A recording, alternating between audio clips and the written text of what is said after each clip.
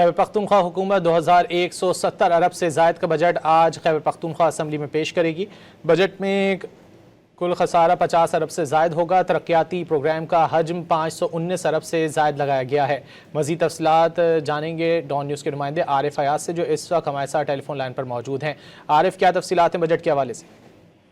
جی بالکل، بجٹ پیش کرنے کے لیے تمام تر تیاریاں مکمل کر دی گئی ہیں۔ کابینہ اجلاس میں اس بجٹ کی منظوری دی جائے گی اور پھر اس کے بعد پارلیمانی پارٹی اجلاس ہوگا، جس میں وزیر اعلیٰ تمام منتخب ارکان کو بجٹ سے متعلق اعتماد میں لیں گے۔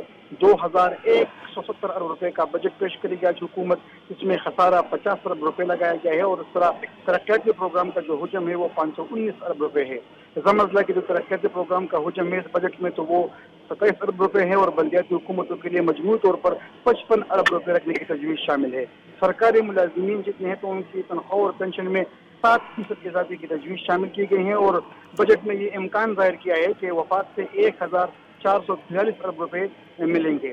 بجلی خالص منافع کی قیمت میں 105 ارب روپے سے زائد کا ملنے کا امکان جو ہے تو وہ ظاہر کیا گیا ہے، اور صوبے کے اپنے وسائل سے آمدن کا تخمینہ 180 ارب روپے لگایا گیا ہے۔